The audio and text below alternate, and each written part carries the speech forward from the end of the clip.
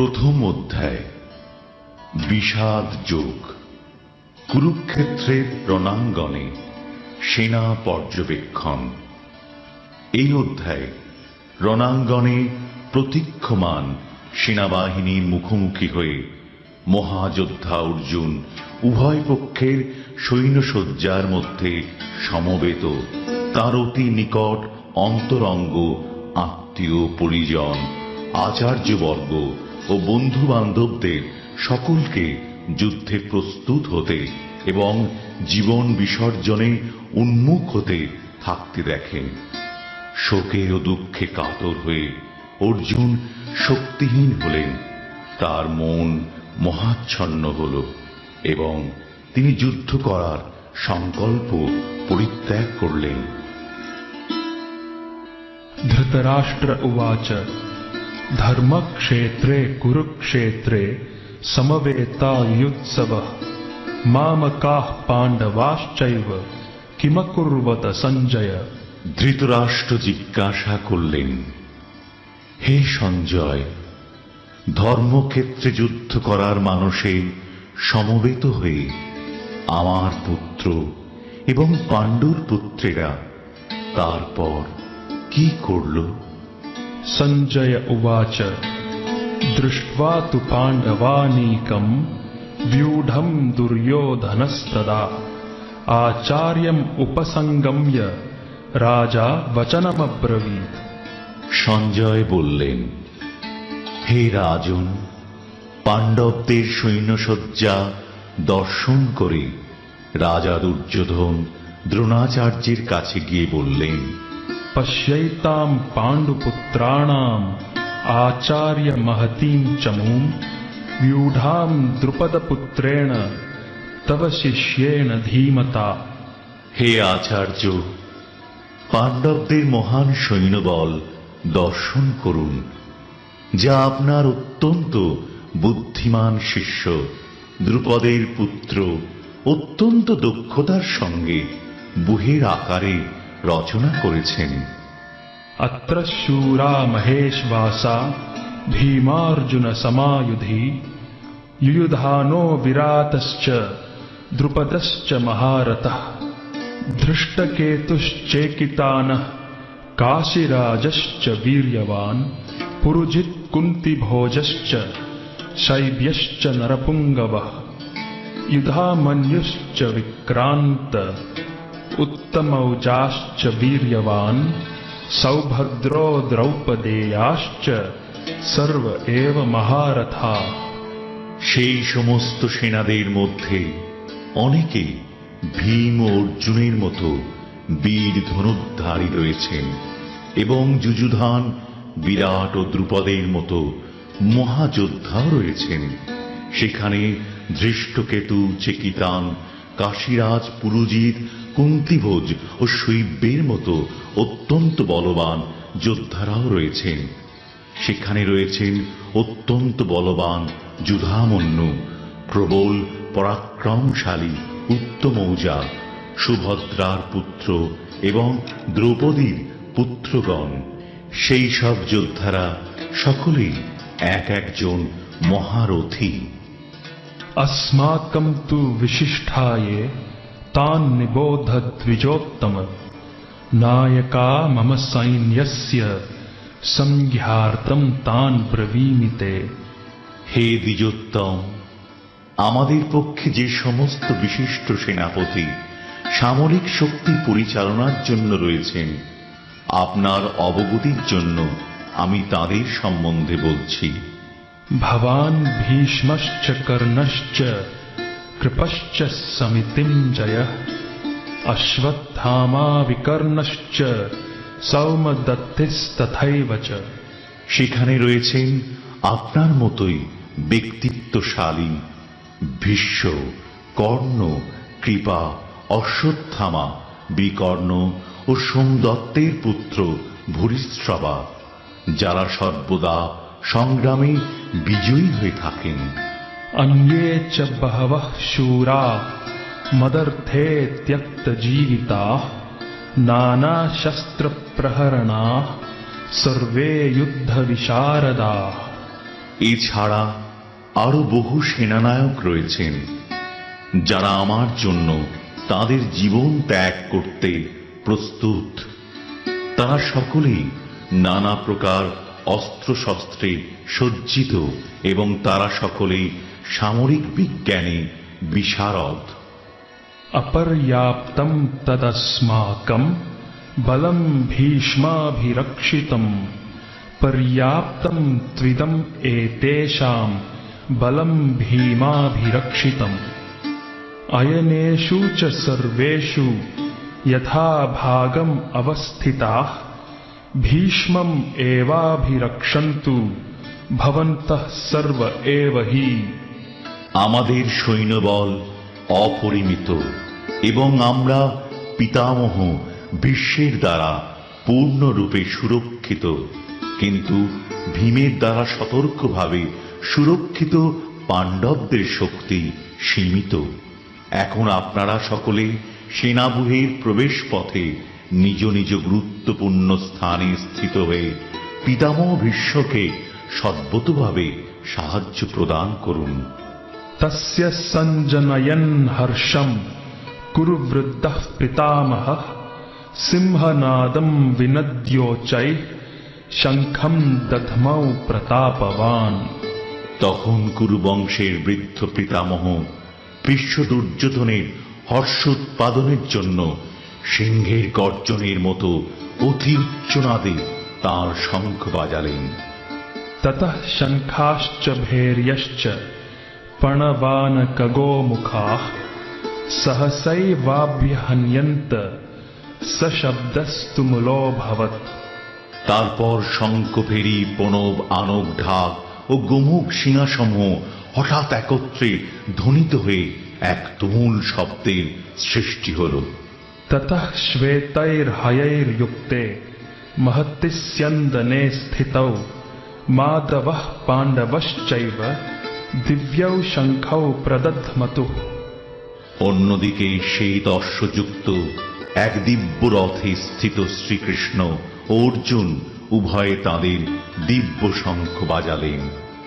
पाञ्चजन्यम् हृषीकेशो देवदत्तम् धनञ्जयः पौण्ड्रम् दध्मौ महाशङ्खम् भीमकर्मा वृकोदरः। তখন শ্রীকৃষ্ণ পাঞ্চজন্য নামক তাঁর শঙ্খ বাজালেন, অর্জুন বাজালেন তাঁর দেবদত্ত নামক শঙ্খ এবং বিপুল ভোজন প্রিয় ও ভীমকর্মা ভীমসেন বাজালেন পৌণ্ড্র নামক তাঁর ভয়ঙ্কর শঙ্খ। अनंत विजयम राजा कुंतीपुत्रो युधिष्ठिरः नकुलः सहदेवश्च सुघोष मणिपुष्पकौ काश्यश्च परमेश्वासः शिखण्डी च महारथः धृष्टद्युम्नो विराटश्च सात्यकिश्चापराजिताः द्रुपदो द्रौपदेयाश्च सर्वशः पृथिवीपते सौभद्रश्च महाबाहुः शङ्खान् दद्मुः पृथक् पृथक्। কুন্তিপুত্র মহারাজ যুধিষ্ঠির অনন্ত বিজয় নামক শঙ্খ বাজালেন এবং নকুল ও সহদেব বাজালেন সুঘোষ ও মণিপুষ্পক নামক শঙ্খ। হে মহারাজ, তখন মহান ধনুর্ধর কাশীরাজ প্রবল যোদ্ধা শ্রীখণ্ডী ধৃষ্টদ্যুম্ন বিরাট অপরাজিত সাত্যকী দ্রুপদ দ্রৌপদীর পুত্রগণ সুভদ্রার মহাবলবান পুত্র এবং অন্য সকলে তাদের নিজ নিজ পৃথক শঙ্খ বাজালেন। सघोषो धार्तराष्ट्राणाम् हृदयानि व्यदारयत् नभश्च पृथिवीं चैव तुमुलोऽभ्यनुनादयन्। শঙ্খ নিনাদের সেই প্রচণ্ড শব্দ আকাশ ও পৃথিবী প্রতিধ্বনিত করে ধৃতরাষ্ট্রের পুত্রদের হৃদয় বিদারিত করতে লাগল। अथ व्यवस्थितान् दृष्ट्वा धार्तराष्ट्रान् कपिध्वजः प्रवृत्ते शस्त्रसम्पाते धनुरुद्यम्य पाण्डवः हृषीकेशं तदा वाक्यम् ইদমাহ মহীপতে। সেই সময় পাণ্ডুপুত্র অর্জুন হনুমান চিহ্নিত পতাকা শোভিত রথে অধিষ্ঠিত হয়ে তার ধনুক তুলে নিয়ে স্বর নিক্ষেপ করতে প্রস্তুত হলেন।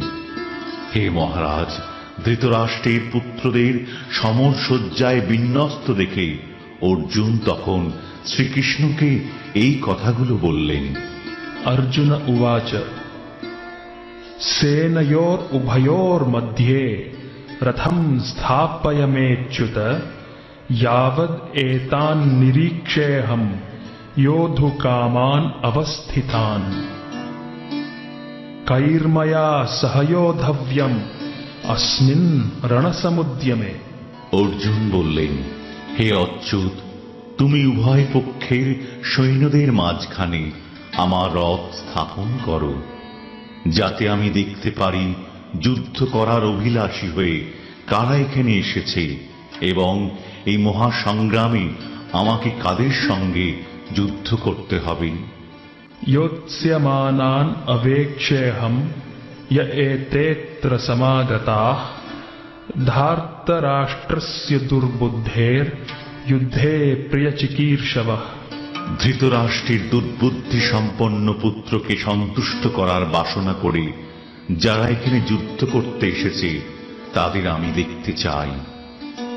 संजय उवाच एवम् उक्तो हृषीकेशो गुडाकेशेन भारत सेनयोर उभयोर मध्ये स्थापयित्वा रथोत्तमम्। সঞ্জয় বললেন, হে ভরত বংশধর, অর্জুন কর্তৃক এভাবে আদৃষ্ট হয়ে শ্রীকৃষ্ণ সেই অতি উত্তম রথটি চালিয়ে নিয়ে উভয় পক্ষের সৈন্যদের মাঝখানে রাখলেন।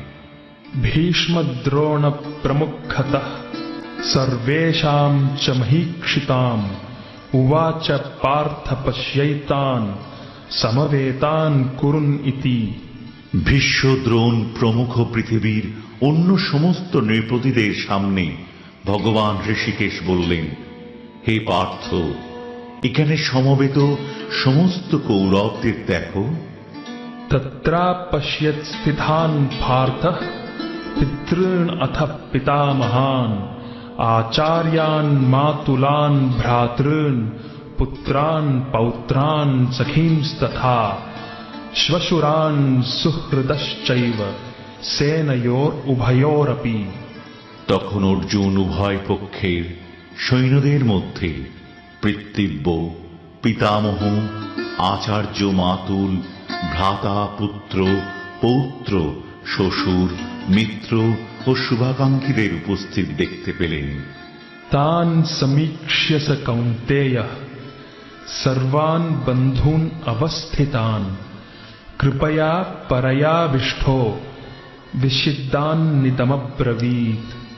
তখন কুন্তিপুত্র অর্জুন সকল রকমের বন্ধু ও আত্মীয় স্বজনদের যুদ্ধক্ষেত্রে অবস্থিত দেখলেন। তখন তিনি অত্যন্ত কৃপাবিষ্ট ও বিষণ্ণ হয়ে বললেন। अर्जुन उवाच दृष्ट्वेमं स्वजनं कृष्ण युयुत्सुं समुपस्थितं सीदन्ति मम गात्राणि मुखं च परिशुष्यति। অর্জুন বললেন, হে প্রিয়বর কৃষ্ণ, আমার সমস্ত বন্ধু বান্ধব ও আত্মীয় স্বজনদের এভাবে যুদ্ধভিলাষী হয়ে আমার সামনে অবস্থান করতে দেখে আমার অঙ্গ প্রত্যঙ্গ অবশ হচ্ছে এবং মুখ শুষ্ক হয়ে উঠছে। वेपथुश्च शरीरे मे रोमहर्षश्च जायते गाण्डीवं श्रंसते हस्तात् त्वच्चैव परिदह्यते। আমার সর্বশরীর কম্পিত ও রোমাঞ্চিত হচ্ছে, আমার হাত থেকে গান্ডীব খসে পড়ছে এবং ত্বক যেন জ্বলে যাচ্ছে। न च शक्नोम्यवस्थातुं भ्रमतीव च मे मनः निमित्तानि च पश्यामि विपरीतानि केशव। হে কেশব, আমি এখন আর স্থির থাকতে পারছি না, আমি আত্মবিস্মৃত হচ্ছি, আমার চিত্ত ও উদ্ভ্রান্ত হচ্ছে। হে কেশী দানবহন্তা শ্রীকৃষ্ণ, আমি কেবল অমঙ্গল সূচক লক্ষণ সমূহ দর্শন করছি। न च श्रेयो अनुपश्यामि हत्वा स्वजनमाहवे न कांक्षे विजयं कृष्ण न च राज्यं सुखानि च। হে কৃষ্ণ, যুদ্ধে আত্মীয় স্বজনদের নিধন করা শ্রেয়স্কর দেখছি না। আমি যুদ্ধে জয়লাভ চাই না, রাজ্য এবং সুভোগও কামনা করি না। किं नो राज्येन गोविन्द किं भोगैर्जीवितेन वा येषाम् अर्थे काङ्क्षितं नो राज्यं भोगा सुखानि च। तैमेव स्थिता युद्धे प्राणां त्यक्त्वा धनानि च आचार्याः पितरः पुत्रास्तथैव च पितामहाः। मातुलाः श्वशुराः पौत्राः श्यालाः सम्बन्धिनस्तथा एतान्न हन्तुम् इच्छामि घ्नतोऽपि मधुसूदन। अपि त्रैलोक्यराज्यस्य हेतोः किं नु मही कृते निहत्य धार्तराष्ट्रान्नः का प्रीतिः स्याज्जनार्दन। হে গোবিন্দ, আমাদের রাজ্যে কি প্রয়োজন? আর সুখভোগ বা জীবন ধারণেই বা কি প্রয়োজন, যখন দেখছি যাদের জন্য রাজ্য ও সুখভোগের কামনা তারা সকলেই এই রণক্ষেত্রে আজ উপস্থিত। হে মধুসূদন, যখন আচার্য, পিতৃব্য, পুত্র, পিতামহ, মাতুল, শ্বশুর, পৌত্র, শালক ও আত্মীয় স্বজন সকলেই প্রাণ ও ধনাদির আশা পরিত্যাগ করে আমার সামনে যুদ্ধে উপস্থিত হয়েছেন, তখন তারা আমাকে বধ করলেও আমি তাদের হত্যা করতে চাইব কেন? হে সমস্ত জীবের প্রতিপালক জনার্দন, পৃথিবীর তো কথাই নেই, এমনকি সমগ্র ত্রিভুবনের বিনিময়েও আমি যুদ্ধ করতে প্রস্তুত নই। ধৃতরাষ্ট্রের পুত্রদের নিধন করে কি সন্তোষ আমরা লাভ করতে পারব? पापमेवाश्रयेद् अस्मान् हत्वैतान् आततायिनः तस्मान्नार्हा वयं हन्तुं धार्तराष्ट्रान् च बान्धवान् स्वजनं हि कथं हत्वा सुखिनः श्याम माधव। এই ধরনের আততায়ীদের বধ করলে মহাপাপ আমাদের আচ্ছন্ন করবে। সুতরাং বন্ধু বান্ধব সহ ধৃতরাষ্ট্রের পুত্রদের সংহার করা আমাদের পক্ষে অবশ্যই উচিত হবে না। হে মাধব, লক্ষ্মীপতি শ্রীকৃষ্ণ, আত্মীয় স্বজনদের হত্যা করে আমাদের কি লাভ হবে? আর তা থেকে আমরা কেমন করে সুখী হব? यद्यप्येते न पश्यन्ति लोभोपहत चेतसः कुलक्षयकृतं दोषं मित्रद्रोहे च पातकम्। कथं न ज्ञेयम् अस्माभिः पापाद् अस्मान् निवर्तितुं कुलक्षयकृतं दोषं प्रपश्यद्भिर्जनार्दन। হে জনার্দন, যদিও এরা রাজ্য লোভে অভিভূত হয়ে কুলক্ষয়জনিত দোষ ও মিত্রদ্রোহ নিমিত্ত পাপ লক্ষ্য করছে না, কিন্তু আমরা কুলক্ষয়জনিত দোষ লক্ষ্য করেও এই পাপ কর্মে কেন প্রবৃত্ত হব? कुलक्षये प्रणश्यन्ति कुलधर्माः सनातनाः धर्मे नष्टे कुलं कृत्स्नम् अधर्मोऽभिभवत्युता। কুলক্ষয় হলে সনাতন কুলধর্ম বিনষ্ট হয় এবং তা হলে সমগ্র বংশ অধর্মে অভিভূত হয়। अधर्माभिभवात् कृष्ण प्रदुष्यन्ति कुलस्त्रियः स्त्रीषु दुष्टासु वार्ष्णेय जायते वर्णसंकरः হে কৃষ্ণ, কুল অধর্মের দ্বারা অভিভূত হলে কুলবধূগণ ব্যভিচারে প্রবৃত্ত হয় এবং হে বাজ্ঞেয়, কুলস্ত্রীগণ অসৎ চরিত্রা হলে অবাঞ্ছিত প্রজাতি উৎপন্ন হয়। शङ्करो नरकायैव कुलघ्नानां कुलस्य च पतन्ति पितरो ह्येषां लुप्तपिण्डोदकक्रिया। বর্ণসংকর উৎপাদন বৃদ্ধির ফলে কুল ও কুলঘাতকেরা নরকগামী হয়। সেই কুলে পিণ্ডদান ও তর্পণ ক্রিয়া লোপ পাওয়ার ফলে তাদের পিতৃপুরুষেরাও নরকে অধঃপতিত হয়। दोषैरेतैः कुलघ्नानां वर्णसङ्करकारकैः उत्साद्यन्ते जातिधर्माः कुलधर्माश्च शाश्वताः।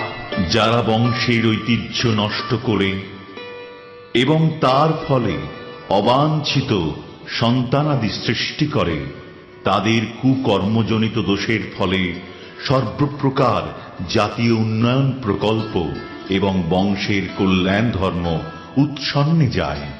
उत्सन्न कुलधर्माणां मनुष्याणां जनार्दन नरके नियतं वासो भवतीत्यनुशुश्रुम। হে জনার্দন, আমি পরম্পরাক্রমে শুনেছি যে যাদের কুলধর্ম বিনষ্ট হয়েছে তাদের নিয়ত নরকে বাস করতে হয়। अहो बत महत् पापं कर्तुं व्यवसिता वयं यद्राज्य सुखलोभेन हन्तुं स्वजनम् उद्यता। হায়, কি আশ্চর্যের বিষয় যে আমরা রাজ্য সুখের লোভে স্বজনদের হত্যা করতে উদ্যত হয়ে মহাপাপ করতে সংকল্পবদ্ধ হচ্ছি। यदि माम् अप्रतीकारम् अशस्त्रं शस्त्रपाणयः धार्तराष्ट्रारणे हन्युस् तन्मे क्षेमतरं भवेत्। প্রতিরোধ রহিত ও নিরস্ত্র অবস্থায় আমাকে যদি শস্ত্রধারী ধৃতরাষ্ট্রের পুত্রেরা যুদ্ধে বধ করে তাহলে আমার অধিকতর মঙ্গলই হবে। संजय उवाच एवम् उक्त्वार्जुनः सङ्ख्ये रथोपस्थ उपाविशत् विसृज्य सशरं चापं शोकसंविघ्नमानसः। সঞ্জয় বললেন, রণক্ষেত্রে এই কথা বলে অর্জুন তাঁর ধনুর্বাণ ত্যাগ করে শোকে ভারাক্রান্ত চিত্তে রথ পরে উপবেশন করলেন।